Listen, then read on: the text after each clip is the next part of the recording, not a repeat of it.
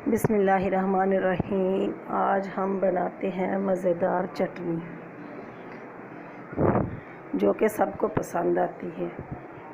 जिसके लिए 2 अदद प्याज मैंने लिए और रफली काट लिया और इनकी कलियां अलग अलग करनी है, क्योंकि बारीक नहीं काटने, ये इतने ही मोटे मोटे काटने हैं। और कलियां अलग अलग करके और एक अदद लहसुन की गट्ठी लिए, वो छील लिए। अब इसमें लाल मिर्चें थी, मेरे पास कश्मीरी लाल मिर्चें थी, लेकिन आप तीखी वाली भी मिर्चें ले सकते हैं। 5-6 ये डालें और इसमें तेल शामिल करते हैं।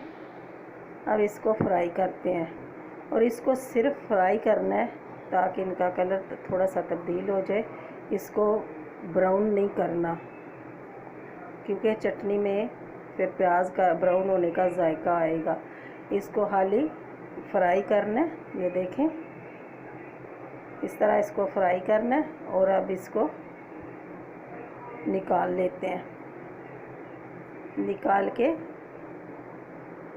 जग में डालते हैं और इसको ग्राइंड करते हैं। सारे को निकाल लें, चाहे तो आप थोड़ी सी ठंडी करके चॉपर में डाल लीजिएगा या तो ऐसे ही डाल लें। ये जग में मैंने इसको सारी को डाल लिया। अब इसमें एक गट्ठी धनिया था, जो कि मुट्ठी भर बस धनिया लेना है और फ्रेश धनिया लेना है। इसको अच्छे से साफ़ करके धो लिया, ये शामिल करेंगे। फिर जितना धनिया है उससे आधा पुदीना है, इसको भी साफ़ करके धो लिया है, पुदीना शामिल करेंगे। और इसमें हस्बे जायका नमक शामिल करेंगे।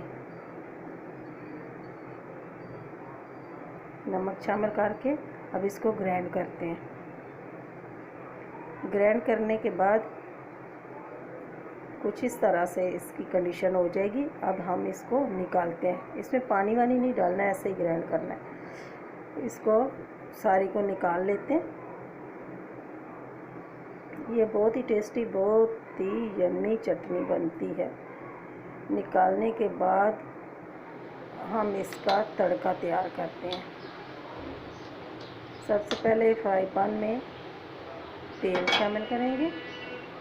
तेल जब गर्म हो जाएगा तो उसमें 1 चम्मच ज़ीरा डालेंगे और ज़ीरे को फ्राई करेंगे।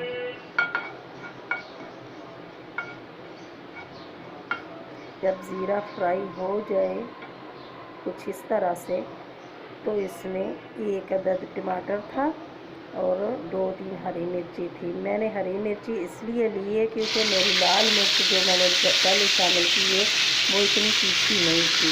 अगर तीखी वाली लेंगे तो हरी मिर्ची नहीं डालना। ये चॉप की हुई ये टमाटर और मिर्ची ये करेंगे शामिल।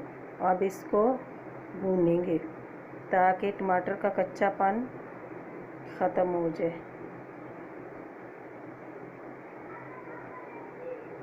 ये भून के अब हम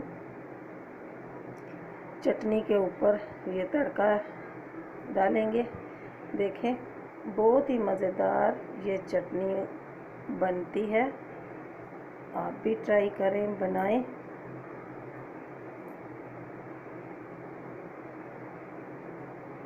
ये देखें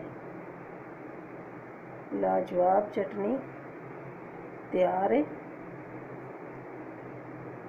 खुश रहें, अल्लाह ताला आपको अपने हिफ्ज़ व मान में रखे। दुआओं में याद रखना। अल्लाह हाफ़िज़।